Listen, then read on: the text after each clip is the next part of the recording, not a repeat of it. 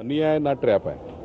हे केवळ जनतेच्या मनामध्ये संभ्रम निर्माण करणे, जेव्हा बोलायला काही नसतं, विकासाचे काही व्हिजन नसतात, तेव्हा असं बोलून राज्याला भरकवण्याचं काम, भरकटत ठेवायचं काम या ठिकाणी विरोधी पक्ष करतो आहे।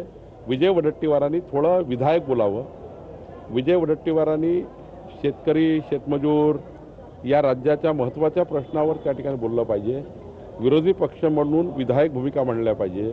विरोधी पक्ष म्हणून आपल्याला सरकारला काही चांगल्या सूचना दिल्या पाहिजे। चांगला सरकारकडून काही बाबी करून घेतल्या पाहिजे। विरोधी पक्षाचं काम असतं सरकारकडून प्रश्न सोडवून घेणे जनतेचे, ते न सोडवता हनी ट्रॅप आहे, फनी ट्रॅप आहे, हे जे विषय काढून त्या ठिकाणी सभागृहाचाही वेळ, जनतेचाही वेळ खराब करतायत। मला असं वाटतं विरोधी पक्षाकडे काही नाही आहे। विरोधी पक्ष हा 3 भागात तुटला आहे।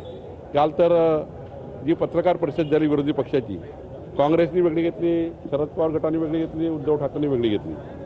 त्यामुळं जेव्हा विरोधी पक्ष दुभंगलेला असतो तेव्हा काही ना काही बोलावं लागतं म्हणून वडेट्टीवार बोलतात। मला वाटतं विकासाचं बोललं गेलं पाहिजे। या राज्याच्या जनतेला विकासाची आस आहे। अमरावतीच्या कायदा संदर्भात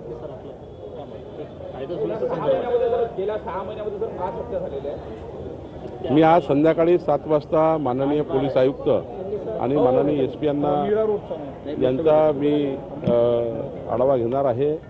आज त्यांना मी चर्चेला बोलवलं आहे। निश्चितपणे अमरावतीमधले कायदा सुव्यवस्था याच्याकरता मी लक्ष टाकलेलंच आहे आधीपासून, पण अजून काही जे नवीन घटना या अमरावतीमध्ये घडलेल्या आहे त्या घटना पुन्हा घडू नये याकरता आज मी 7 वाजता CP आणि SPशी बोलणार आहे। काल मीरा रोडमध्ये जर आपण पाहिलं तर राज ठाकरेंची सभा झाली आणि या संपूर्ण सभेदरम्यान देवेंद्र